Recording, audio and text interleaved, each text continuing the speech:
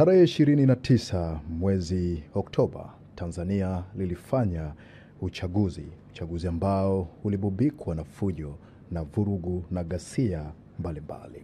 Tumesikia matamko ya watu mbalimbali, viongozi mbalimbali wakizungumza kuhusu chanzo cha vurugu. Serikali imefanya tathmini upi ama kauli hipi ya serikali kuhusu chanzo cha vurugu ni nini? Odemba, Mheshimiwa Rais Dr. Samia Suluhu Hassan ameamua kuunda tume huru ya uchunguzi itakayofanya uchunguzi wa chanzo cha matukio yale na kushauri hatua za kuchukuliwa. Sasa baada ya ripoti ya tume serikali itajua ifanye nini baada ya hapo. Lakini ilikuwa ni vurugu zilizotokea siku ya uchaguzi kwenye baadhi ya maeneo kama nilivyosema, na siku chache baadaye, lakini hivi ninavyozungumza baada ya kama siku 3 hivi nadhani nchi ilikuwa imerejea katika utulivu, na mpaka hivi ninavyozungumza nchi ni tulivu, hakuna vurugu zinapoendelea mahali popote. Watanzania wanaendelea na shughuli zao kama kawaida, na kila kitu kimerudi kwenye utaratibu wake. Maneno mbalimbali yalitolewa kuhusiana na ghasia hizi. Wengine na viongozi walitoa kauli, wengine wakisema ya kwamba waliofanya fujo walikuwa ni vijana ambao walitoka nje ya Tanzania, wengine akisema kwamba ni watu waliolipwa kufanya fujo kwa ajili ya taifa hili. Kauli nyingine ya kwamba vijana walifuata mkumbo na wakujua nini walichokuwa wanafanya. Ni muda sasa mmebaini sasa chanzo kuu ni nini hasa, ukizingatia kauli hizi ambazo zilikuwa zikikinzana. Watanzania wajue sasa chanzo kubwa ya vurugu na fujo zilizotokea Oktoba 29 ni nini, msemaji wa serikali? Tuache tume wafanye kazi. Tukianza sasa hivi kusema chanzo ni nini, tutakuwa tunaingilia kazi ya tume.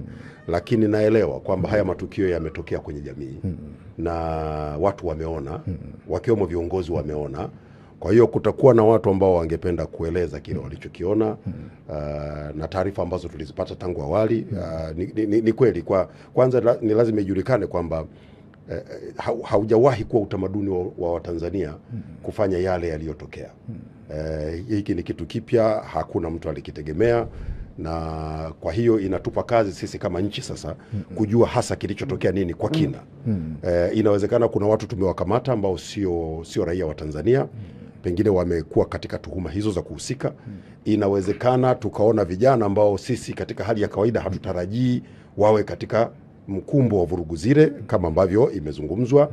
Lakini katika wakati huu nadhani ni vizuri, kwa sababu tuna tume ambayo inafanya uchunguzi, tusubiri tume itoe majibu yake ya uchunguzi. Halafu baada ya hapo tutaendelea kama ni hizi hisia zetu tulizonazo na yale ambayo pengine vyombo mbalimbali vimeona, watu wameona, kwa sababu ni mambo yametokea kwenye jamii. Tusubiri tume itakapokuja. Hivyo kwa wakati huu serikali haina msimamo kuhusiana na nini kilikuwa ni chanzo. Hamjajua chanzo rasmi ilikuwa ni nini. Serikali inataka kutenda haki. Na kutenda haki kwa mujibu wa sheria zetu kunampa mamlaka Mheshimiwa Rais kuunda chombo kitakachofanya uchunguzi. Kwa hiyo ndio hicho ambacho Mheshimiwa Rais ameamua kukifanya. Badala ya kwenda kwa maono tu ya tunavyoona serikali na vyombo vyetu, basi tu tuna chombo cha kwetu cha ndani ya nchi kitakachokuwa huru, kitakusanya taarifa zote, kitafuatilia kwa takwimu. Ndio maana unakuta hapa hata kutoa takwimu wakati mwingine inatupa mtihani, kwa sababu tungependa chombo hiki kifanye kazi kwa kitoe taarifa ili serikali tutakapotoka na msimamo tutoke msimamo unaotokana na taarifa ambazo Lakini pia vile tulisikia kauli mbalimbali za viongozi wakidai ya kwamba maandamano yale ya Oktoba 29 yalifadhiliwa. Je, serikali inatofautisha vipi kati ya maandamano halali ya kikatiba na maandamano yanayodaiwa kufadhiliwa na mataifa ya nje? Kwa mujibu wa sheria za nchi yetu, maandamano yanaongozwa na sheria. Na kwa mujibu wa sheria, watu wanapotaka kuandamana wanatakiwa waende wakapate kibali, na mamlaka hayo yamepewa kwa mkuu wa polisi. Wanafanya hivyo ma-OCD. Unakwenda unapewa kibali. Kibali chako lazima kieleze maandamano hayo yanaratibiwa na nani. Hicho kilichotokea tarehe 29 kiliratibiwa na nani? Maandamano hayo ni lazima yaseme yataanzia wapi, yataishia wapi. Kulikuwa kuna hizo taarifa. Maandamano hayo lazima yaseme wanaotaka kufanya maandamano wana ujumbe gani, na huo ujumbe uonekane. Na lengo la hii sheria, manake wengi naona wameanza kulijadili hili katika mtazamo hasi. Lengo la hii sheria ni kwamba kama kweli mtu anataka kufanya maandamano ya amani, pia yapate usimamizi wa vyombo vyetu, ili wanaofanya hivyo wafanye kwa usalama na ujumbe wao upokelewe. Lakini ni maandamano gani ambayo watu wanakusanyika, wanaanza kuvamia maduka ya watu, wanaanza kuchoma miundombinu, wanaanza kulipua vituo vya mafuta, wanalipua vituo vya polisi, na unajua kule kuna silaha, wanashambulia askari, wanakwenda kuharibu biashara za watu, wanafunga njia kwa matairi. Na sasa ndio maana nikasema Odemba, ningetamani sana tusiingie sana kwenye hii mijadala, kwa sababu tayari tuna tume ambayo inachunguza. Tuiache tume ikamilishe kazi yake. Ikishakamilisha kazi yake itatupa ripoti. Serikali tutakuja kutoa msimamo wetu. Asilimia kubwa ya waliojitokeza kwenye hayo maandamano ni vijana, na vijana wanadai ya kwamba mimi nitakukatisha Odemba, hayakuwa maandamano. Unayahitaji. Kilichotokea zilikuwa ni fujo, ni vurugu. Waliojitokeza sasa kwa asilimia kubwa walikuwa ni vijana, na vijana wamekuwa wakisema ya kwamba serikali haiwasikilizi. Kwa nini serikali haiwasikilizi vijana, msemaji wa serikali? Kwanza ni kwamba idadi kubwa walikuwa ni vijana. Nadhani pia na yenyewe itahitaji tujiridhishe pasipo mashaka, kwa sababu katika watu ambao walikamatwa na jeshi la polisi, baadhi yao sio vijana. Lakini nakubaliana na wewe kwamba inawezekana idadi kubwa ikawa ni vijana, kwa sababu hakukuwa na ujumbe mahususi uliotolewa. Hata hili kwamba kuna madai ya vijana, tunatakiwa tunalichukua kutoka kwenye mijadala inayoendelea kwamba kuna madai ya vijana. Sasa ni kweli changamoto ya madai ya vijana ipo, na haipo Tanzania peke yake, ipo dunia nzima. Nchi yetu hivi ninavyozungumza, idadi kubwa ya watu ni vijana. Kwa mujibu wa sensa ya watu na makazi iliyofanyika mwaka 2022 na maoteo yake kwa mwaka 2025, tunakadiria saa hizi tunaweza tukawa tuna vijana wenye umri wa kati ya miaka 15 mpaka 35 kama milioni 33 hivi. Kama milioni 23 wanakwenda kama asilimia 33 ya idadi yote ya watu. Sasa ukienda mpaka watu wenye miaka 45 unakuta idadi ile ni kubwa sana ya watu ambao ndio kundi ambalo hasa linahusika na kufanya kazi. Kumekuwa na mijadala kwenye hata nje ya hicho kilichotokea tarehe 29, kumekuwa na mijadala juu ya madai ya vijana kutaka kupata ajira, kutaka wasikilizwe hoja zao na kuhusu maisha yao. Ni masuala yanayohusu maisha yao. Na unaamini ya kwamba serikali haiwasikilizi? Serikali inawasikiliza sana. Lakini nakubali kwamba tunahitaji kuwasikiliza zaidi. Na ndio maana Mheshimiwa Rais baada ya kuunda serikali ya awamu ya 6 kipindi cha pili, ameamua kuunda wizara maalum ya vijana, na imepewa maelekezo maalum, na ameongeza msisitizo maalum. Nitakwambia kitu kimoja, Odemba. Kwanza sio kweli kwamba hatuwasikilizi vijana. Vijana wanasikilizwa. Na mnasema mnaongeza kuwasikiliza sasa. Tunaongeza kuwasikiliza. Maana sababu pia mnawasikiliza sana kwa wakati za nyuma. Ndio, na kwa sababu ni ukweli pia kwamba idadi kubwa ya watu tulionao katika nchi yetu ni vijana. Kwa hata program zetu za maendeleo kwa sehemu kubwa zinawanufaisha vijana. Nitakupa mfano. Leo sisi tuna mradi kwa mfano wa BBT. BBT sehemu kubwa wanaoguswa ni vijana. Jenga kesho iliyo bora. Tunatekeleza huu mradi, sehemu kubwa ya wanaonufaika ni vijana. Ni mradi ambao umelenga kuwanufaisha vijana 1,600,000. Na mpaka sasa hivi karibu nusu yake tumeshawafikia. Tunawapatia maeneo ya kulima, wanachimbiwa visima, wanapewa mashamba. Katika hekta karibu 10,000 na kitu ambazo zimehusika kwenye BBT, hekta zaidi ya 7,400 zimekwenda kwa vijana, na tumewapatia fedha. Ukienda kule Chunya kule, sasa nimesema tunawasikiliza zaidi. BBT inaendelea. Hivi ninavyozungumza na wewe, serikali iko katika hatua za mwisho za kupata dola za Kimarekani takriban milioni 129 ambazo zinakwenda kutekeleza mradi mkubwa wa kilimo kule Mapogoro, kule Chunya, Mbeya. Huu mradi unakwenda kuwanufaisha vijana. Utasababisha vijana wengi wawe kazini, wafanye kazi. Tumepata hati pale, tuna hati ya eneo la takriban hekta 20,000 zinakwenda kwa vijana. Lakini pia Mheshimiwa Rais ameahidi katika siku zake 100 kutoa shilingi bilioni 200. Hizi ni fedha ambazo zinakwenda kwa vijana. Msisitizo zaidi unakwenda kwa vijana. Lakini kama nilivyosema, haya mambo hayajaondoa, hayana maana kwamba tulikotoka tulikuwa tufanyi kazi kwa vijana. Kwa nini kwa wasikiliza sasa kusikilizwa kwa vijana mnaipa nguvu zaidi mara baada ya Oktoba 29? Nimekuambia kabla. Tumeanza kuwasikiliza vijana hata kabla ya. Lakini sasa hivi umesema mmeongeza. Tunaongeza zaidi kwa sababu pia ni kweli kwamba vijana ni wengi kuliko makundi mengine. Hivyo kwa yani sio kwamba ni upendeleo kwao au yani kwa Kikinga wanasema is not a favor. Ni haki kwa sababu wao ni wengi. Kwa hiyo na serikali ni muhimu ikajielekeza, lakini pia ni ukweli Odemba. Nguvu kazi ya taifa ni vijana. Kwa hiyo ukitengeneza mazingira mazuri kwa vijana, basically umetengeneza mazingira mazuri kwa jamii nzima. Vijana hawa wanalea wazee wao. Vijana hawa wana watoto. Kwa hiyo ukirigusa hili kundi kwa msisitizo mkubwa, kwanza kwa kuwa ni nguvu kazi ya taifa, pia tunakuwa tumeyafikia makundi mengine. Sasa tutakuwa taifa la ajabu ambao tunapuuza vijana. Na ndio maana hata kwenye nenda kafanya uchambuzi wa bajeti yetu. Mwaka huu 2025-26 bajeti yetu ya serikali ni shilingi trilioni 56.4. Tunakwenda kufanya kazi kubwa ya kuelekeza hii fedha kwa sehemu kubwa kwenye shughuli ambazo vijana zitawagusa moja kwa moja. Ukiacha ukosefu wa ajira kwa vijana wa Tanzania, unadhani ni kilio gani kingine kikuu cha vijana wa nchi hii? Vijana wanataka maisha yao. Ni mambo ambayo tumefanya tafiti ndogo ndogo. Wanataka kuhangaika na maisha yao. Wakipata ajira, wapate kipato kizuri. Wanataka sauti zao zisikilizwe.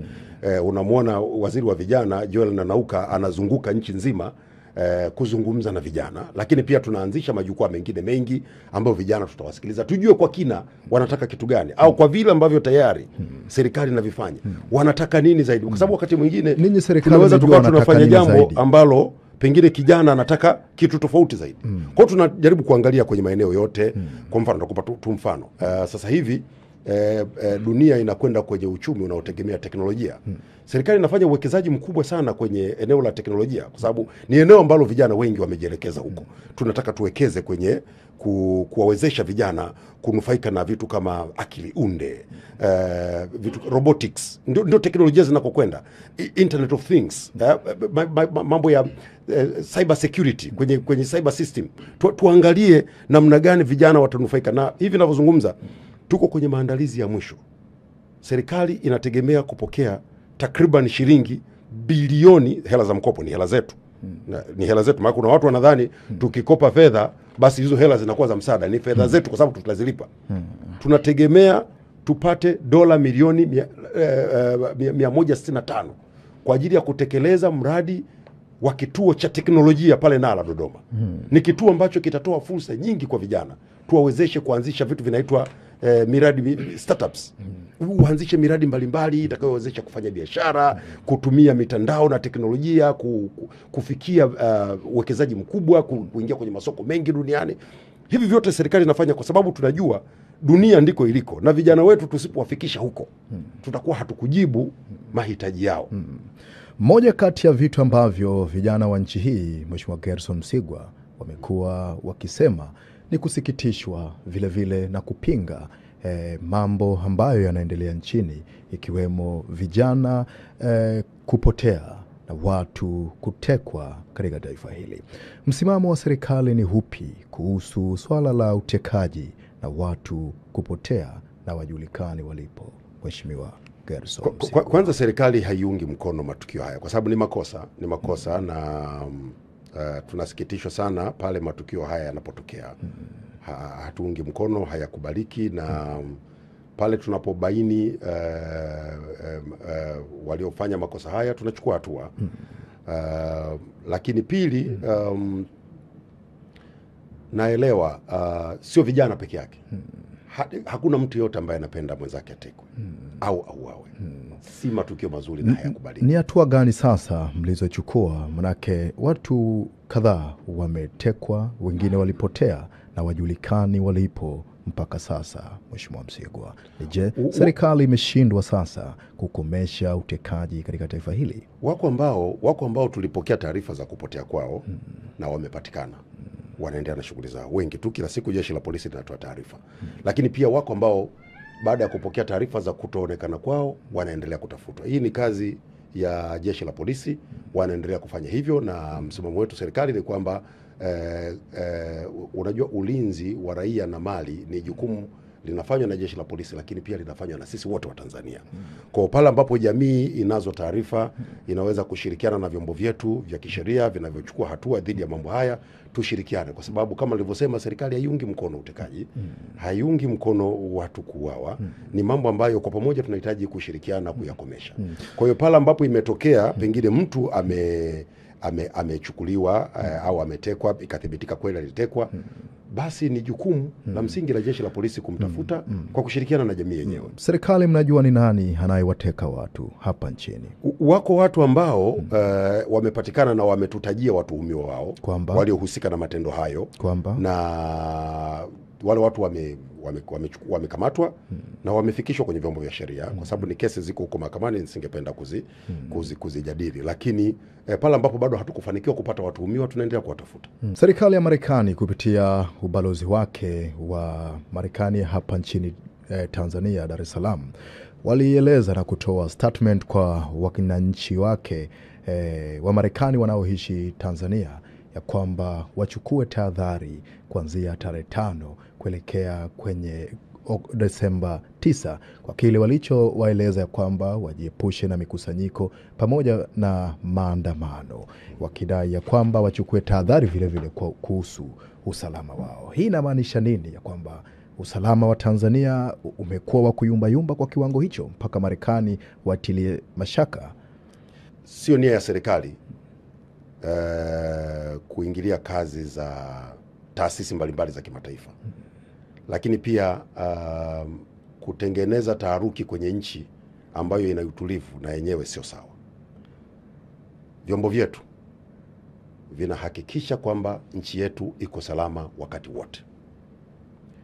Matukio yenye viashiria vya kukosekana kwa usalama yanapotokea, vyombo vyetu vinachukua hatua kwenda kututangazia duniani kwamba nchi yetu sio salama. Whoever atakayefanya hivyo sio sawa, sio sawa. Kwa hiyo nimeona hayo matamko.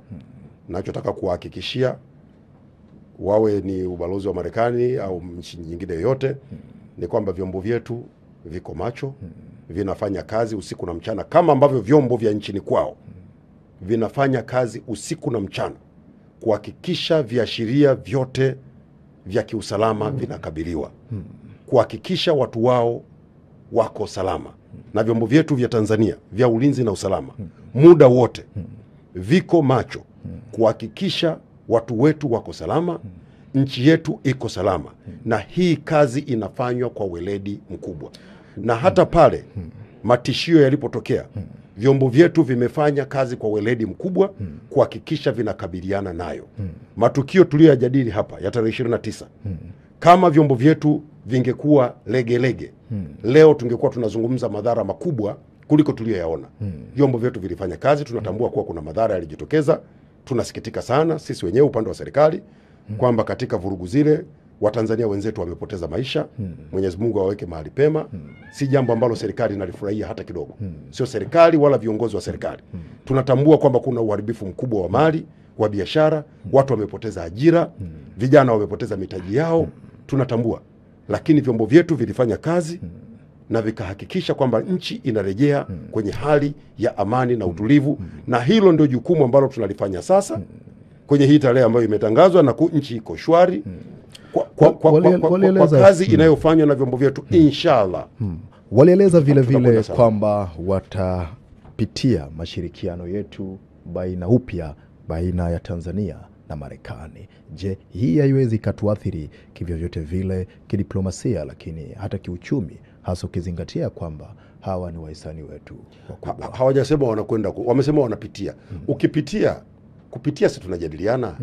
Tutakwenda tutajadiliana. Kuna kitu wamekiona hakiko sawa. Watatuambia walichokiona kinachofanya wapitie. Serikali yenyewe imejiandaa vipi? Hakuna shida, sisi wakati wote tuko tayari tu, na sio wao tu. Kwenye mahusiano ya nchi na nchi, swala la kuangalia mahusiano yetu yanakwendaje ni mchakato wa kawaida.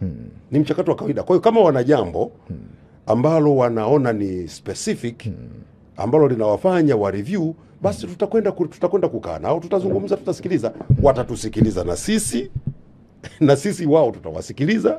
Mimi naamini tutaelewana.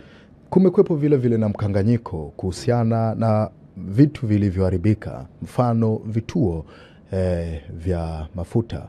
Mheshimiwa Waziri Mkuu wa Jamhuri ya Muungano wa Tanzania Daktari Mwigulu Lameck Nchemba, wakati akizungumza na Warira, alitoa taarifa ya kwamba vituo takriban 672 vilichomwa moto. Wamiliki wa vituo vya mafuta walisema ya kwamba vituo takriban 42 vilichomwa moto, 25 ikiwa ni hapa Dar es Salaam na vingine vilivyosalia vikiwa mkoani.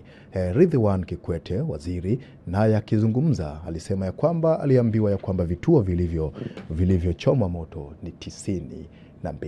Idadi rasmi ni hipi juu ya vituo vya mafuta vilivyochomwa, na Watanzania waamini yupi? Waziri Mkuu, waamini wenye vituo vya mafuta, au hipi sasa kauli ya serikali kuhusu idadi kamili ya vituo vilivyochomwa? Msemaji wa serikali: 672.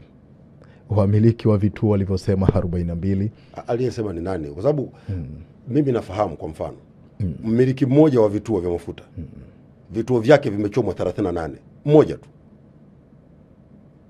Tena hii ni taarifa inawezekana ikawa imepitwa na wakati. Huyo ni mmoja tu, vituo vyake vimechomwa kwa idadi hiyo. Sasa vilichomwa vituo vingi.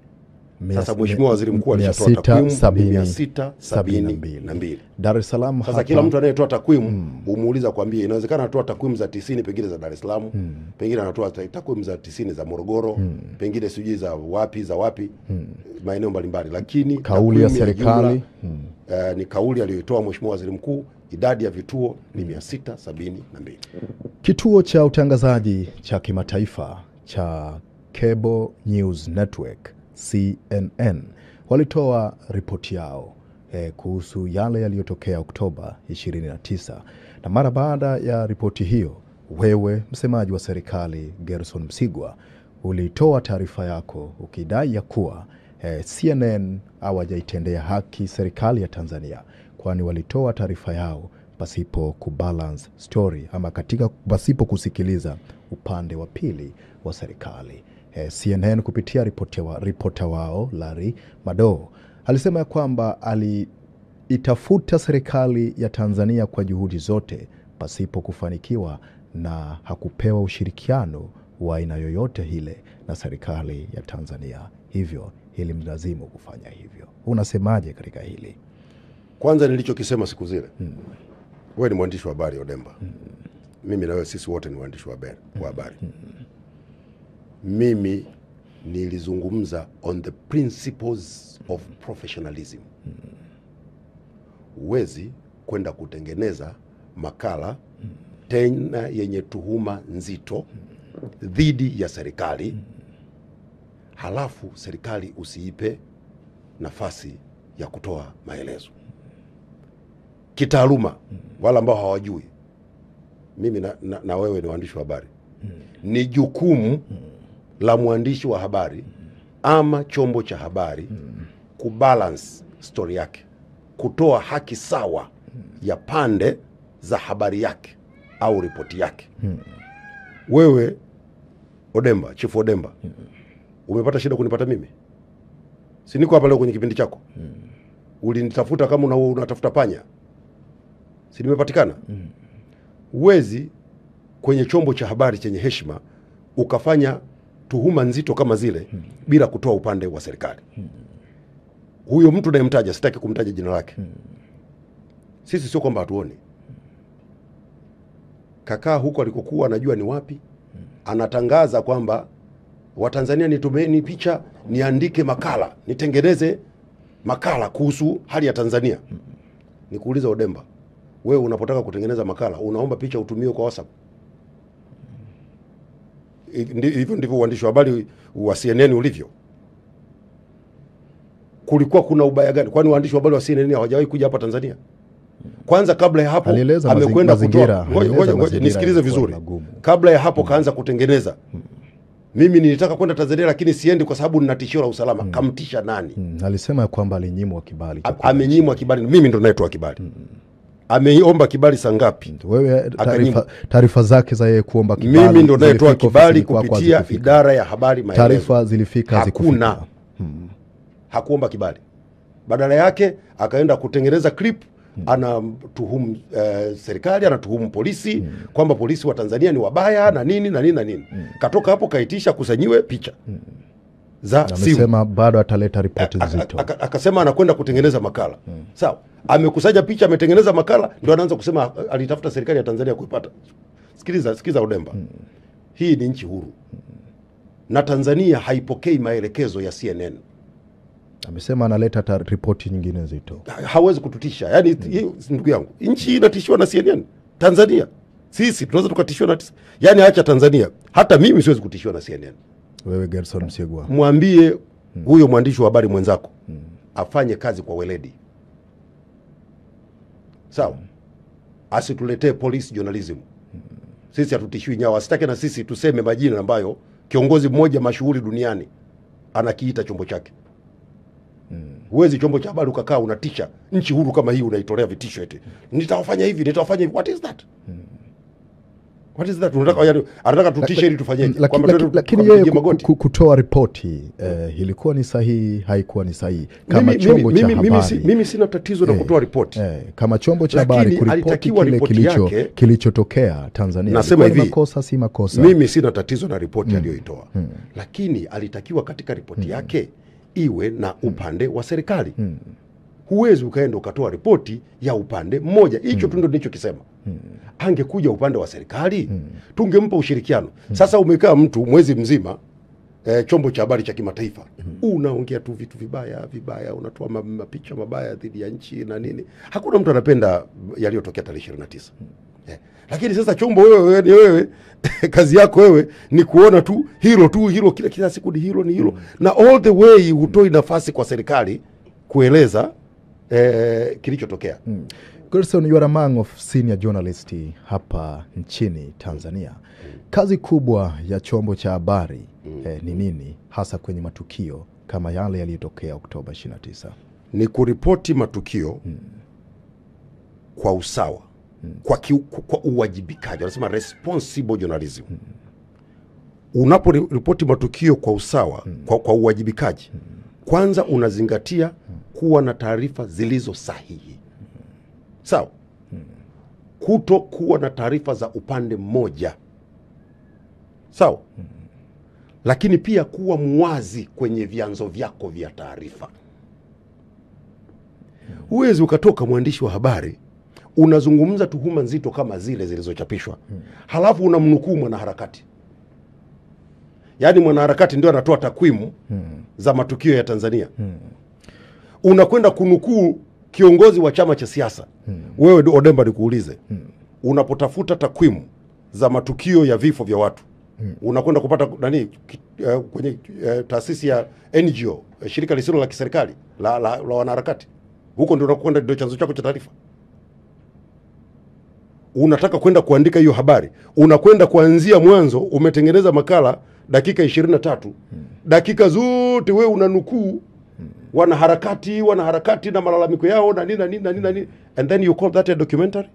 Is that how we do? Na picha zilizotumiwa na CNN katika makala yake yale ni za kweli, si za kweli? Subject to verification. That kwamba ni lazima zihakikiwe. Je, ninyi mmechukua jukumu gani kuhakiki hizo picha kama ni za kweli ama si za kweli? Kazi inaendelea. Kwamba lakini kwa sasa kauli hii ni hipi kwamba zile picha zilikuwa na uhalisia wa nchi yetu? Sasa kauli haiwezi kutolewa, lazima zihakikiwe. picha wewe uliziona haukuziona? Sikiza Udemba, kwenye zile picha ziko baadhi ya picha ambazo kwanza tulishangaa tunaziona siku hiyo wakati ni picha za zamani. Kwa mfano ndakupa tu mfano za zamani, ndakupa tu mfano siku ile watu wameroll picha kwenye mitandao na kwenye majukwaa mbalimbali kwamba watu wamevamia uwanja wa ndege,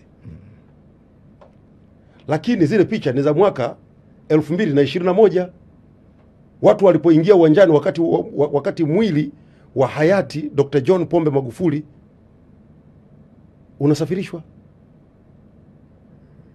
Sasa katika mazingira kama hayo unatokaje haraka na kusema hizi picha ni halisi? Kwa hiyo nafikiri tujipe muda. Zile zilizoonekana kwenye makala yake ya kwamba ziko maeneo ya hospitali zinahakikiwa, na ziko zingine ambazo zilitengenezwa, inawezekana hazikurushwa na yeye.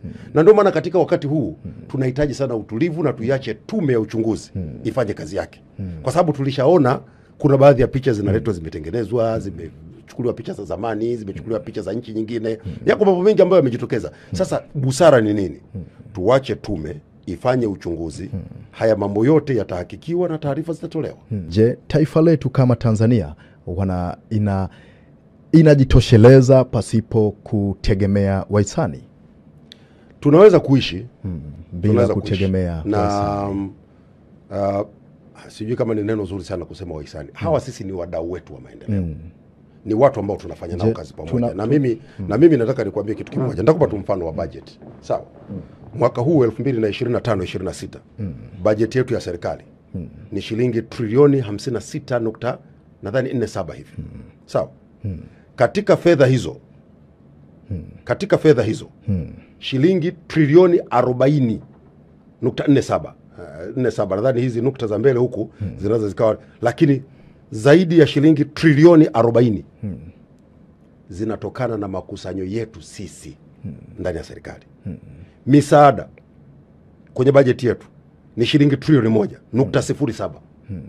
Sawa. Mikopo ambazo ni fedha tunakopa na tutalipa na tunalipa ni shilingi trilioni 14. Kwa hiyo ukijumlisha fedha hizi za mikopo trilioni 14 na kitu kujumlisha trilioni 40 na kitu ni trilioni ngapi? Misaada ni shilingi ngapi? Swali tu la msingi hapa, unaamini kwamba tunaweza kusurvive pasipo? Tunaweza kuishi, lakini muhimu ni kwamba wadau wetu wa maendeleo tunashirikiana nao. Na mimi nataka niseme kama alivyosema Mheshimiwa Rais, tunaposhirikiana na wadau wao wanapata na sisi tunapata. It is about partnership.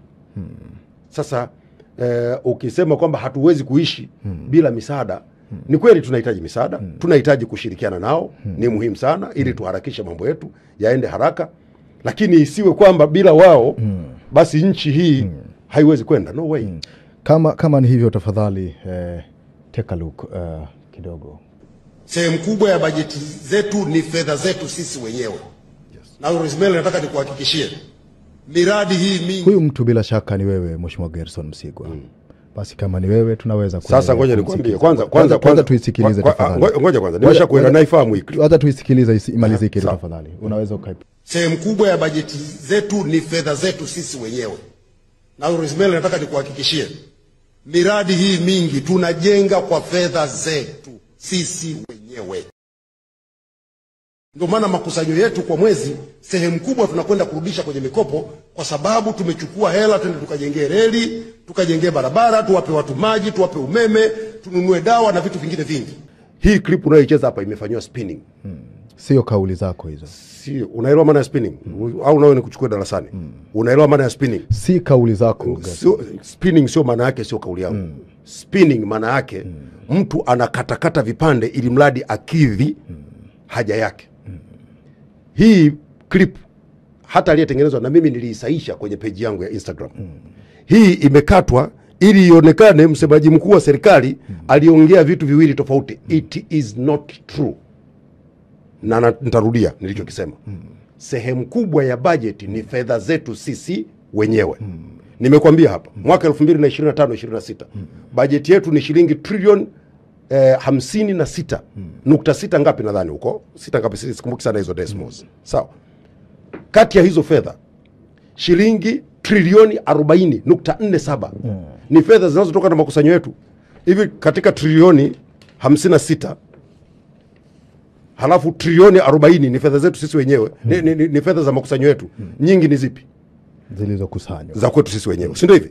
Tunakwenda tunachukua mkopo ni fedha zetu kwa sababu tunalipa. Umeshanielewa?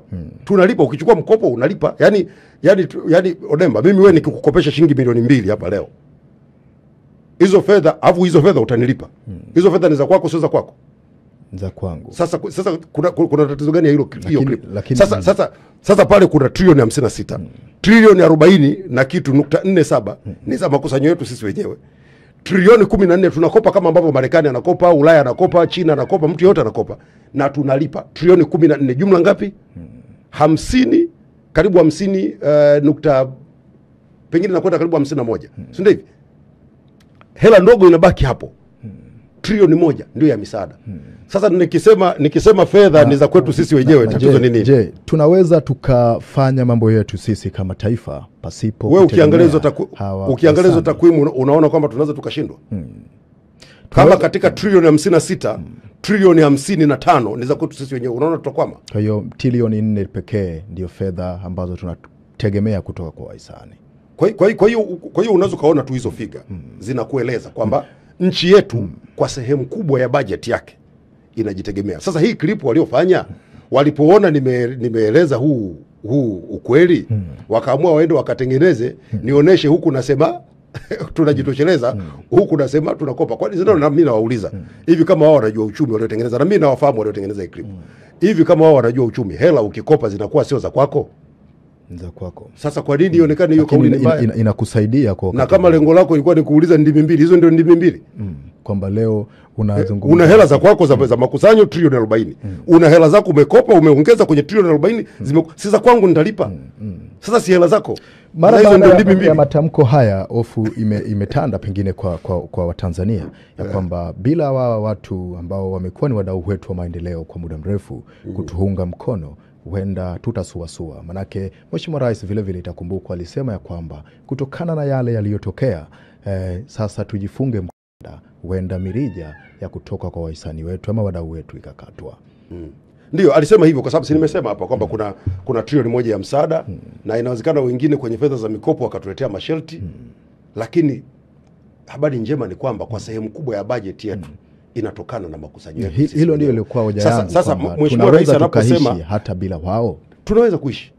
Mheshimiwa Rais anaposema inawezekana wakapunguza, maana yake ni kwamba hata ingepungua trilioni 1 tayari kutakuwa kuna mtikisiko. Ni lazima sisi kama nchi tukae katika hali ya utayari kwamba kale ka trilioni 1 tulikotegemea kama msaada kanaweza kasije kote, ama kanaweza kakaja kiasi kidogo.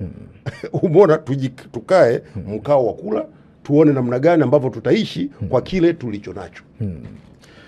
Umeshanielewa hiyo? Na muda wetu vile vile umekimbia.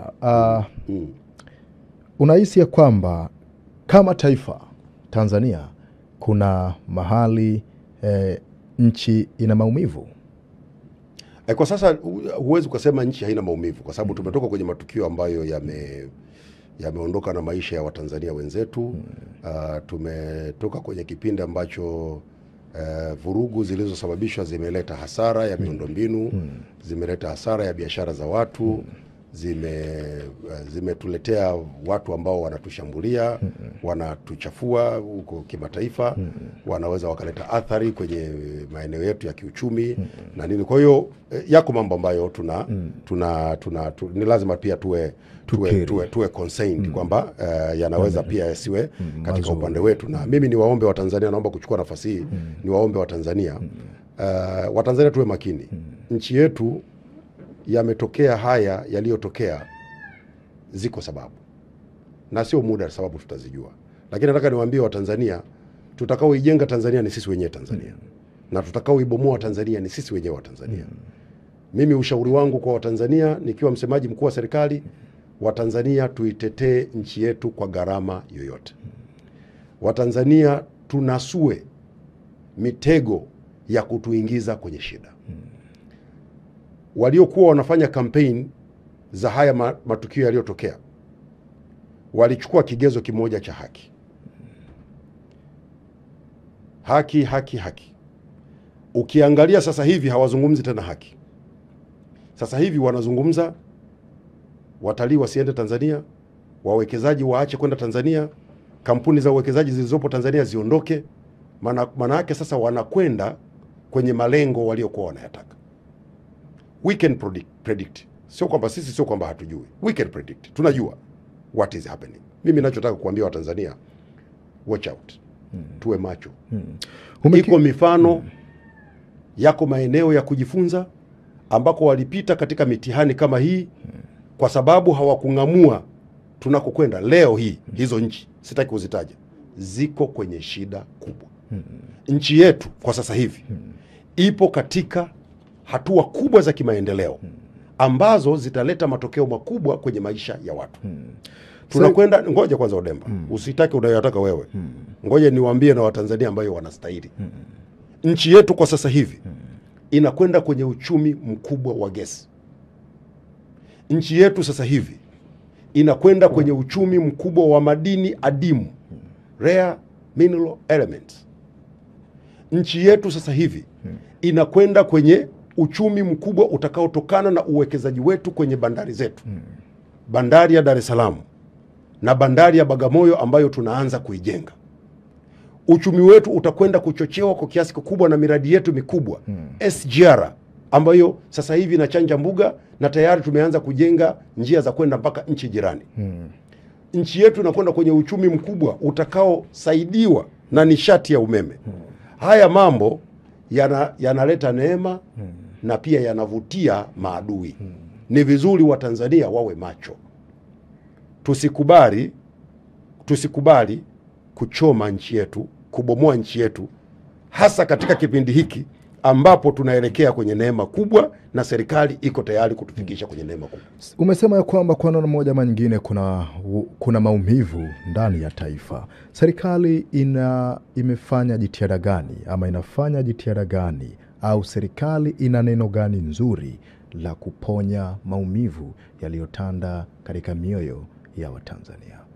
Kwanza tunazungumza nao, tunazungumza na Watanzania. Umeona kumekuwa na hotuba nyingi za viongozi akiwemo Mheshimiwa Rais mwenyewe akizungumza maneno ya faraja, lakini pia viongozi pia mbalimbali wanafanya ziara kutembelea wananchi katika maeneo mbalimbali, kuwasikiliza, kuwapa pole wale ambao wamepata madhara ya kuharibikiwa biashara zao na wale ambao wamepoteza jamaa zao. Hiyo ni sehemu ya faraja, lakini muhimu zaidi ni kuhakikishia juu ya kutekeleza ama kufanya mambo ambayo yanajibu madai yao. Yale mambo ambayo wako Watanzania wanataka maji, wanataka barabara, wako Watanzania wanataka kazi, wanataka ajira. Kwa serikali inajielekeza kwenye kusikiliza kero za wananchi na kuzifanyia kazi, kuwatia moyo na kuambia juu ya mipango mbalimbali ambayo serikali inayo kwa ajili ya kuwahudumia. Kumekuwepo vile vile na kauli zinazotolewa na viongozi wetu wa dini na viongozi wa serikali. Unadhani zinaponya ama zinaongeza maumivu katika mioyo ya Watanzania?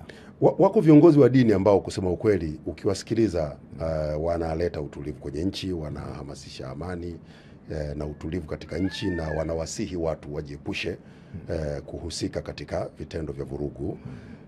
Natambua kwamba wako pia viongozi ambao wanatoa kauli ambazo zinachochea zaidi matatizo. Mimi labda niseme kwa kifupi kabisa kwamba serikali inatarajia kwamba vyombo vya dini vitakuwa na jukumu muhimu sana la kuhakikisha haki, amani, utulivu, upendo, mshikamano na umoja wa kitaifa unatamalaki katika nchi.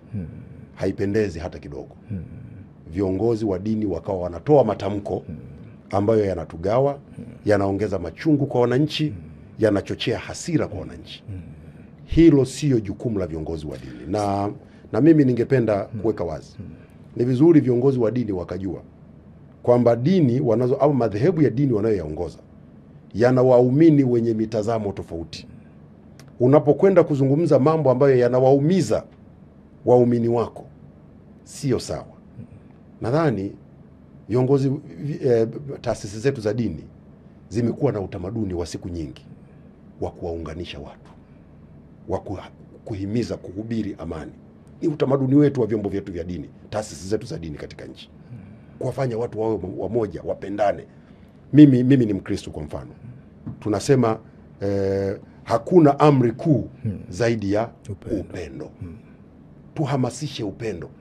Lakini ukisikia kiongozi wa dini anasema usipofanya hiki itakuwa hivi, ukifanya hivi hasa unashangaa kiongozi huyu amesahau amri kuu ya Bwana Yesu ya kuhimiza upendo. Lakini kwa nini serikali haiwakemei kama mnaona na unajua Odemba, tumeona kauli ambazo hasa wakati huu zingine zimekuwa ni ngumu zaidi na zinaonekana waziwazi kuongeza machungu katika mioyo ya Watanzania. Tumesikia mashehe, tumesikia Wakristo wanaongea maneno ambayo pengine watu wanahisi ingeleta uponyaji, lakini ni kama inaongeza machungu. Kwa nini amkemei mambo kama haya? Unajua Odemba, kwa hadhi na heshima ya taasisi zetu za dini, madhehebu yetu ya dini, serikali inapenda kutumia zaidi approach inaitwa engagement. Tunazungumza nao. Kukiwa kuna jambo tunazungumza nao haliko sawa, sio kwamba wakati wote wanafanya mambo kwa usahihi. Kuna wakati, lakini sasa sisi kama serikali lazima tuangalie. Kiongozi huyu wa dini anaongoza dhehebu la dini. Ametoa maneno haya. Ukija kumlarua hovyo hovyo, implications zake ni nini? Madhara yake ni nini? Kwa tungependa zaidi kuwataka viongozi wa dini waone umuhimu wao na heshima ambayo Watanzania na nchi inawapa, wakazingatia. Na tungependa zaidi kuzungumza nao. Pale itakapokuwa inakuwa kinyume chapo, basi nchi yetu ina sheria. Kwa sababu huwezi ukawa unafanya uchochezi halafu ukaachwa uendelee kufanya uchochezi. Lakini nataka nikuhakikishie Odemba, tunazungumza nao zaidi kuliko hiyo approach ya baadhi yao kutoka nje na kutoa matamshi ambayo yanatugawa kama nchi. Kauli ya kazi na utu iliyotolewa na Rais wa Jamhuri ya Muungano wa Tanzania na limekuwa sasa kama wimbo kuu, kauli ya kazi na utu, na kuleta tabasamu katika nyuso za Watanzania. Wewe ukitazama nyuso za Watanzania zinatabasamu? Kwanza kauli ni nzuri. Kazi na utu. Tunafanya kazi huku tukizingatia utu wa watu. Mkaenda mbele sasa mkasema na kuleta tabasamu.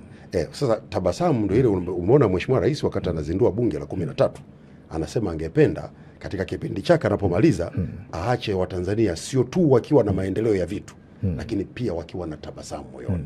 Wakiwa na tabasamu manake ni kwamba vile vitu walivyovitarajia katika awamu ya 6 wawe wamevipata. Na hiyo ndo kazi kubwa ambayo ametupatia. Na hivi ninavyozungumza na wewe tumekuwa katika semina elekezi ya waheshimiwa mawaziri na naibu mawaziri. Ilikuwa ni semina ya kuwaelekeza namna gani tunakwenda kusimamia kazi na utu, namna gani tunakwenda kujibu mahitaji ya wananchi. Tabasamu lipo katika nyuso za Watanzania? Halipo? Tabasamu lipo. Kwa nini lisiwepo? Haya matukio kweli yanaondoa tabasamu, ukiyaona yanaudhi, yanakera, yanaleta uchungu.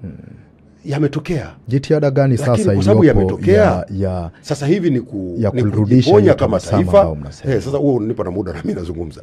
Kwa sababu yametokea, yanatupa muda ya kujiponya kama taifa, kukaa vizuri, tuendelee na tabasamu letu. Hakuna mtu anayependa matukio yaliyotokea. Hakuna hata mmoja. Lakini je, kwa sababu yametokea, basi tukae tukiwa hatuna tabasamu muda wote? Mimi nadhani matukio haya yametokea, yametuachia somo, yametupa kazi ya kufanya. Baada ya hapa sasa kila mtu akatekeleza wajibu wake. Yako mambo ambayo wananchi wangependa yafanyike, ni jukumu la serikali kwenda kuyatekeleza. Lakini pia ni vizuri Watanzania pia wote kwa pamoja tuseme yametokea, sasa ni lazima tusonge mbele na nchi yetu lazima iendelee. Umesisitiza ya kwamba serikali ipo wazi na inawajibika kwa wananchi, lakini tumeshuhudia baadhi ya waandishi wa ndani wakidai kukosa taarifa muhimu taarifa muhimu kutoka serikalini na viongozi wake. Tulishuhudia wakati waziri mkuu alipozungumza na wahariri walitoa maoni yao wakisema kwamba wakati mwingine wanakosa nafasi ama wanakosa support tuseme kutoka kwa serikali pale wanapohitaji taarifa muhimu kutoka serikalini. Hili unalijibu? Mimi nikwambia ukweli Odemba, mimi ni kati ya watu ambao walishangaa sana kwa ile kauli iliyotolewa kwa sababu serikali imeunda wizara ya habari na tunayo kabisa idara ya habari maelezo. Lakini pia serikali imeweka maafisa habari nchini kote kuanzia kwenye mamlaka za serikali za mitaa, kwenye taasisi kila mahali. Na tumekuwa tukishirikiana. Mimi nimekuwa msemaji mkuu wa serikali tangu mwaka 2021. Moja kati ya majukumu nayoyafanya ni kuhakikisha waandishi wa habari wanapata taarifa yoyote wanayoihitaji. Na kama nilivyokuambia hapo mwanzoni, hata wewe umenihitaji leo umenipata. Sasa inawezekana katika hatua fulani inakuwa vigumu kupata taarifa. Inakuwa ni sababu tu mbalimbali. Umenipigia simu, niko kwenye kikao au niko mahali ambapo siwezi kupokea simu, sikupokea, basi mtu anatafsiri kwamba umezuiwa kupata taarifa. Nadhani pia na yenyewe sio haki. Serikali hii imejitahidi sana kutoa uhuru kwa vyombo vya habari, kurahisisha vyombo vya habari kupata taarifa. Na wakumbusha tu kwamba Mheshimiwa Rais alipoingia madarakani mwezi Machi mwaka 2021, kitu cha kwanza akasema vyombo vya habari ambavyo vilikuwa vimenyimwa leseni vipewe leseni viendelee na kazi yake. Na tumevipatia leseni vyombo vya habari. Vinafanya kazi kwa uhuru. Sisi idara ya habari maelezo ama wizara ya habari, hakuna mwandishi wa habari aliyekuja tukamnyima ushirikiano. Mimi msemaji mkuu wa serikali nimekuwa nafanya mikutano karibu kila mwezi. Taasisi mbalimbali tunawaleta mawaziri. Jumatatu hii tarehe 7, tarehe 8, mawaziri wanaanza kuzungumza na vyombo vya habari, wanatoa taarifa. Taasisi mbalimbali zinakutana na vyombo vya habari, zinatoa, na waandishi wa habari wanaruhusiwa. Mimi kwenye mikutano yangu ya msemaji mkuu wa serikali, sio waandishi wa habari peke yake, naruhusu waandishi wa habari, naruhusu na wananchi wapige simu, waulize maswali, tunawajibu. Kwa hiyo inawezekana pengine kuna mwandishi mmoja umepata tatizo sehemu ya kupata taarifa, labda umetafsiri kwamba ndio sasa serikalini kote kuna shida. Lakini nataka niwahakikishie hakuna tatizo. Na kama kuna mwandishi wa habari yeyote ana shida ya taarifa yoyote, mimi msemaji mkuu wa serikali nipo, idara ya habari ipo, ofisi za serikali zipo, maafisa habari wa nchi nzima wapo. Akienda akakosa ushirikiano arudi kwangu, tutamjibu. Mimi nilishangaa sana niliposikia wakilalamika pale. Na alikuwa mwandishi wa habari mmoja. Unajua nawe unapambisha sana. Ni mwandishi wa habari mmoja tu ndio aliyesema hapata taarifa, lakini wengine wote wanapata taarifa. Kwa hiyo yeye tu ndio apati taarifa. Na kwa sababu ni kakaangu nitamtafuta. Nimwambia haya bwana, ulichokosa ni kipi? Hujue ni wapi amekosa. Na simu yangu anayo na hajawahi kunipigia. Ulipongeza vyombo vya habari vya Tanzania kutorusha matukio yaliyotokea kwenye uchaguzi wa Oktoba 29. Je, unadhani kwamba vyombo vya habari vya Tanzania vilifanya haki ama vilitenda haki kutohabarisha umma yale yaliyokuwa yanaendelea wakati wa uchaguzi? Huo nao ni upotoshaji. Mimi sikuvipongeza vyombo vya habari kwa kutotoa taarifa. Uliwapongeza kwa uzalendo. Niliwapongeza vyombo vya habari kwa kufanya uandishi wa habari wa uwajibikaji. Uandishi wa habari wa uwajibikaji, responsible journalism. Sikuwapongeza kwa kutotoa taarifa. Sasa wewe kama mwandishi wa habari uliona kwamba waliwatendea Watanzania haki ama waliwapa Watanzania chakula chao wanachokistahili wakati wa mimi kwa kitendo cha vyombo vya habari vya Tanzania kutovunja misingi ya uandishi wa habari kama ambavyo vyombo vya habari vya nje vimefanya, kwangu mimi niliona ni kitu sahihi. Wewe Odemba huko Tanzania, Tanzania imepata tatizo. Ni ufahari kwako kuitangaza Tanzania vibaya duniani?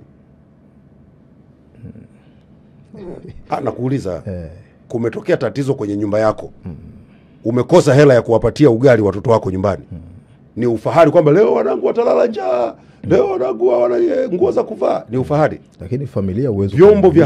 Vyombo vya habari vya Tanzania sio kwamba havikuripoti matukio, na watu waache kuvichafua. Vyombo vya habari vya Tanzania viliripoti matukio, isipokuwa viliripoti kwa uwajibikaji. Vilipima nini cha kuripoti, taarifa sahihi, na pale ambapo taarifa sahihi hazikupatikana havikupotosha. Ndicho ambacho vyombo vya habari vya Tanzania vilifanya. Sasa hiyo isitafsiriwe kwamba vyombo vya habari vya Tanzania ni dhaifu au havifai au vimeshindwa kujua majukumu yake. La hasha. Nataka nikwambie Odemba, hata huko kwenye nchi zao ndivyo vyombo vya habari vyao vinavyofanya kazi kwenye nchi zao. Nataka nikwambie nchi moja kubwa mwaka 2022 ilikuwa na matukio ya mauaji na vurugu 25,000. Sisi tuliambiwa moja tu, mpaka natamani kutaja hilo tukio moja tu la mtu mmoja. Lakini kila siku kwa watu wanatongana risasi, watu wanavamiwa, watu wanachomewa mali zao, kuna fujo za kila aina. Vyombo vya habari vinachagua what to report and what not to report. And when you report accurately. When you report, be responsible. I'm reporting this story. What will be the repercussion of this story? It is your burden. Of course, inawezekana ikawa pengine hiyo ni kinyume cha kiweledi. Lakini Odemba, wewe unaishi Tanzania, familia yako inaishi Tanzania. Hivi ukishasema Tanzania haifai duniani. Ukiwa unaishi Tanzania na wewe ni mwandishi wa habari kama ulivyo wewe na mimi. Nchi yako inapofanya vizuri, unapaswa kuitangaza vizuri na kuipaisha katika nyanja za kimataifa. Ndio. Nchi yako inapokuwa inafanya vibaya, haupaswi kuipaisha katika nyanja za kimataifa ili wajue nchi yako inafanya vibaya. Unaweza kufanya kulingana na uelewa wako. Lakini wewe hipi ambayo unaona ni sahihi? Ndio maana nakwambia kulingana na utashi wako wewe mwandishi wa habari. Kama unadhani hiyo ni habari nzuri kwako wewe, it is professional, it is right. Sawa? Lakini ndio hicho ninachokuambia, wewe ni Mtanzania. Umeshanielewa Odemba? Na hiki mimi nakisema. Najua kwenye taaluma ya uandishi wa habari itakuwa ni mjadala. Itakuwa ni mjadala mzito. Lakini mimi narudi nasema Odemba, wewe unaishi Tanzania. Na mimi ndio bwana nimekuuliza, ikiwa Tanzania inafanya vizuri, ni jukumu lako kama mwandishi wa habari kuiambia dunia kwamba nchi yangu sasa inafanya vizuri. Sasa inategemea. Unajua kuna kitu kinaitwa strategic journalism. Mkakati wako ni nini? Nikuulize wewe Star TV, nyinyi mkakati wenu ni nini mnapofanya kazi yenu ya habari Tanzania? Na nyinyi ni wa Tanzania, mkakati wenu ni nini? Vyombo vyote duniani vinafanya kazi yake kimkakati. Wote hao sitaki kuwataja, wewe mtaje fulani mkakati wako unajulikana ni huu, ni kupromote nchi yake, kufanya hivi. Muulize huyu utasikia huyu bwana mkakati wake ni hivi, huyu ni kupambana na maadui wa nchi yake. Wewe Tanzania, chombo cha habari cha Tanzania, mwandishi wa habari wa Tanzania, mkakati wako ni nini? Mkakati wako ni kuona sifa kwamba Tanzania inaharibikiwa na unaitangaza huko nje ya nchi? No way, mimi siamini kwenye hilo. Hilo nazungumza mimi kama mwandishi wa habari. Mimi siamini kwamba inaweza ikawa ni fahari ya Chief Odemba kila siku ukilala ukiamka unawaza wapi kuna njaa, wapi kuna mawasiliano yamekatika, wapi mtu amekufa, wapi sijui wamekosa huduma ya afya. Yaani wewe hizo ndio habari zako. Lakini huwezi kwenda kuambia watu duniani, njooni Tanzania mje mtembelee vivutio vyetu, kuna vivutio vingi vizuri, mlete ili watu wapate dola, ndugu zako, shangazi zako na wale watu wako wale ambao wanataka kupigia kula siku zijazo wapate fedha. Uende ukatangaze watu waje wawekeze, wafungue mashamba, vijana wenzako wapate kazi Tanzania. Uende utangaze nchi yako ina amani na utulivu ili watu wapende kuja Tanzania. Ili Watanzania wakitaka kwenda nchi mbalimbali wakubaliwe. Kwa nini serikali inapenda kusikia mambo mazuri pekee? Sio kweli. Kwa nini Gerson Msigwa unapenda kusikia maneno mazuri pekee? Sio kweli. Kwa nini sasa unaposema serikali inapenda vyombo vya habari vifanye kazi kwa uhuru wake? Na mimi nikwambie kitu kimoja. Pamoja na kutangaza mazuri ya nchi yetu, pia tunapoyasikia yale ambayo hatukufanya vizuri, kwetu sisi inatupa changamoto ya kuyafanyia kazi. Kwa hiyo inapaswa vyombo vya habari kusema pale mabaya pale ambapo hakuna ubaya. Kukitokea jambo ambalo sisi tunaweza kuchukua hatua, hakuna ubaya. Sasa ikiwa wametangaza mabaya, wao wametangaza kwamba Watanzania wayasikie, alafu wakasikia na watu wa nje, kuna tatizo hilo ni la mwandishi. Nimekuambia hivi Odemba, be responsible kwenye journalism yako and be strategic. This is between you and your country. Na kuelewa unachokisema, lakini ninachokuambia hivi, be responsible journalist and be strategic. Hoja muhimu kama kwako wewe ni fahari kutumia kalamu yako kuibomoa nchi, fine. Lakini wenzako, the practice, the global practice katika journalism nchi zote, katafute vyombo vya habari vya China. Umesikia vinafanya kampeni ya kuichafua China duniani. Leo China ingekuwa global one of the biggest economy in the world. Umesikia vyombo vya habari vya Marekani vinafanya kazi ya kuichafua Marekani. Umesikia vyombo vya habari vya Uingereza kucha vinafanya kazi ya kuchafua Uingereza, watu waone kwamba Uingereza kuna shida, kuna uharibifu, kuna dini. Umeona vinafanya hivi. Lakini njoo kwenye vyombo vya habari vya Afrika. Unadhani matatizo kule Uingereza, Marekani, China hayapo? Yapo. Hamuoni katika hili sasa linafanya vyombo vya habari kutoonekana ni vya maana mbele ya umma? Sio kweli hata siku moja. Manake sasa kama kuna mambo ambayo pengine ni mabaya na jamii ingetaka serikali ivione kupitia vyombo vya habari, alafu vyombo vya habari wafanye hivyo kwa minajili kama anavyosema Gerson Msigwa ni kuisema nchi yako vibaya, uone kwamba umma tunawakosea? Mimi sijasema kwamba vizungumze tu upande mmoja wa mazuri. Nachosema vyombo vya habari viwe responsible. Sasa sasa ni wewe, mimi nimekuachia assignment wewe Odemba. Hoja yangu ya msingi, nisikilize kwanza, nimekuachia assignment wewe Odemba. Wewe mwenyewe pima kwamba je, mimi how do I want to portray my country? It is your responsibility. Ndio responsible journalism hiyo. Hoja yangu ya msingi hapa ambayo utaona kama ninazunguka hapa ni kwamba umeeleza vizuri kwamba vyombo vya habari vinapoeleza mazuri ya taifa letu ni fahari kwa nchi yetu. Na je, kama pale kuna mahali ambapo hapa jambo halijaenda vizuri na vyombo vya habari ni wajibu wao kutangaza hilo ili serikali, pengine ninyi serikali mnajuaje kwamba hapa mambo hayako vizuri kama si vyombo vya habari? Hata pale mambo yanapokwenda vibaya ni wajibu wao kutangaza, na hatujawazuia. Na hatujawazuia, wanafanya. Ingawa wewe hilo ndo uliungi mkono. Sio kwamba siliungi mkono, sikiza wewe unajua unakosea. Mimi nimesema vyombo vya habari duniani vina agenda. Sawa? Kwa hiyo unapokuwa na agenda ni lazima ujiwekee mkakati. Hii agenda naifikia vipi? Mimi na share tu experience kwamba duniani vyombo vya habari vinatetea maslahi ya nchi zao. Na kutetea maslahi ya nchi sio kusema mazuri tu. Kutetea maslahi ya nchi ni pamoja na kusema kitu ambacho hakiendi sawa sawa. Halo, hilo unalipa mamlaka vyombo vya habari kabisa, na vimekuwa vikifanya. Kwani nyinyi Stats TV hamtangazi mambo ambayo yanapokwenda vibaya? Nikuulize wenyewe hamtangazi? Kwani wewe hapa si unaniuliza mambo mengine ambayo sio mazuri? Ni sahihi. Kwani nimekuzuia kuuliza? Kwani si unatangaza yanatoka? Lakini it is your burden. Wewe kama chombo cha habari cha Tanzania, how do I use my media outlet to protect my country? Vyombo vya habari ni chombo cha kiusalama. Unajua Odemba, natamani unielewe. Nakuelewa. Chombo cha habari ni chombo cha kiusalama kwenye nchi. Ukiwa na vyombo vya habari ambavyo vinalinda nchi yake, nchi itakuwa salama. Na wenzetu hawa ukiona wanakuja kutuandika sisi vibaya, hawafanyi kwa bahati mbaya. Usijui kwa unielewa. Na vipi vyombo vya habari vya Tanzania vinalinda nchi yao, hawalindi nchi yao? Vinalinda. Mimi naona vinajitahidi sana. Yako baadhi ya maeneo ambayo wakati mwingine yanakuwa na hicho, na ndio maana tupo. Idara ya habari ipo, wizara ya habari ipo. Ndio kazi yetu. Pale tunapoona mambo hayako sawa, tunakaa tunazungumza nao, jamani, hapa sasa mmekanyaga waya. Gerson Msigwa, nakushukuru sana. Disemba 9 tumeona vuguvugu hili limeanza tena mtandaoni kama ambavyo lilianza vuguvugu la Oktoba 29.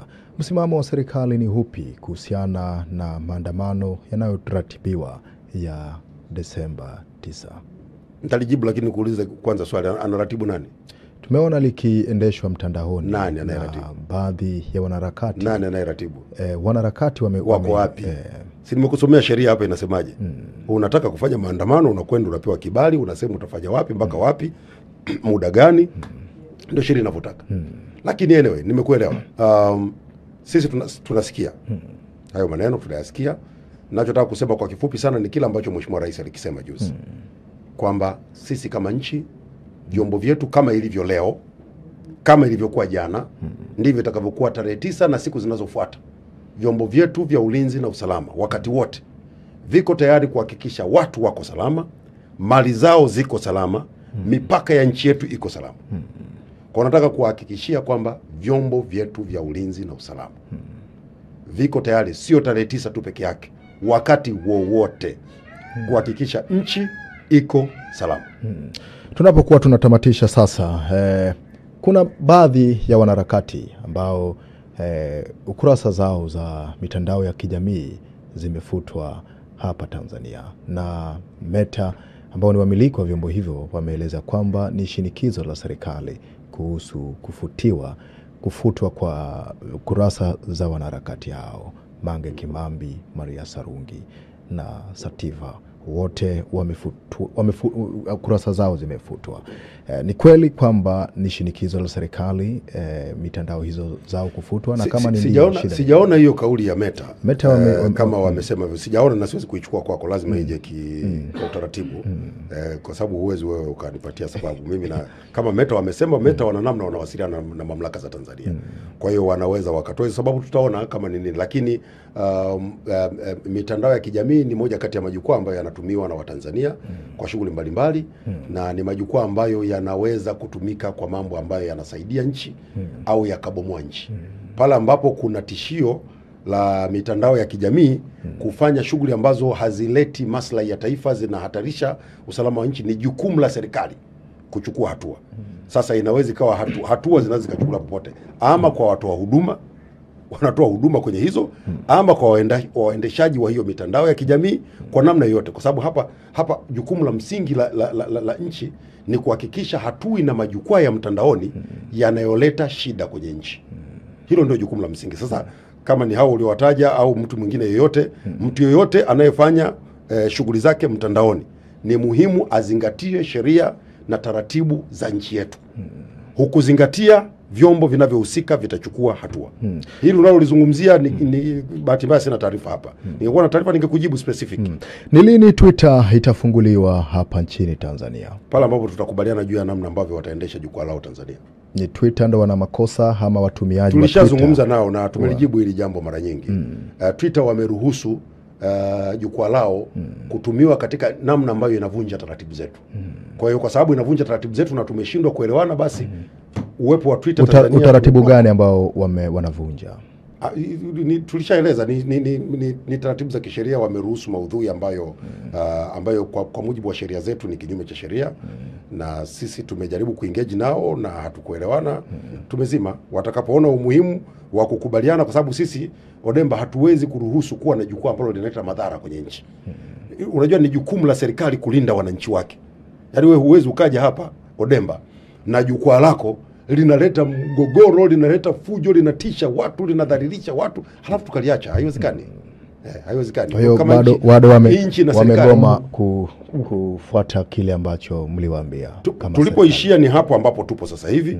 Kwa kama kutakuwa kuna engagement nyingine zaidi baadaye tutawajulisha. Kwa hiyo siku wakikubali kufuata utaratibu wa Tanzania, hamna shida. Sisi nchi hatuzuii mtu yote kufanya kazi. Gerson Msigwa, nakushukuru sana. Unao dakika moja ya kutoa rai kwa umma wa Watanzania. Kwa Watanzania, kwanza nawapongeza kwa kazi, kwa namna ambavyo wanashirikiana na serikali katika utekelezaji wa majukumu mbalimbali. Na waomba Watanzania pamoja na yote ambayo tunayafanya, ushirikiano tunaofanya kwa serikali, tuilinde nchi yetu kwa wivu mkubwa. Tuilinde nchi yetu kama mboni ya jicho letu. Tuhakikishe hakuna mtu anayeweza kutupangia cha kufanya. Tufanye mambo kulingana na mahitaji yetu. Na nataka niwahakikishie Watanzania kwamba serikali wakati wote iko tayari kuwasikiliza, iko tayari kufanya yale ambayo nyinyi mtaona yanafaa kulingana na rasilimali tulizonazo. Gerson Msigwa, msemaji mkuu wa serikali ya Tanzania, nakushukuru sana. Asante sana. Mtazamaji, huyo ni Gerson Msigwa, msemaji mkuu wa serikali ya Tanzania. Kwa niaba ya wote ambao kwa namna moja ama nyingine wamefanikisha matangazo haya kukujia moja kwa moja kutoka hapa Dodoma, mimi ni Chief Odemba. Itoshe kusema kwaheri ya sasa.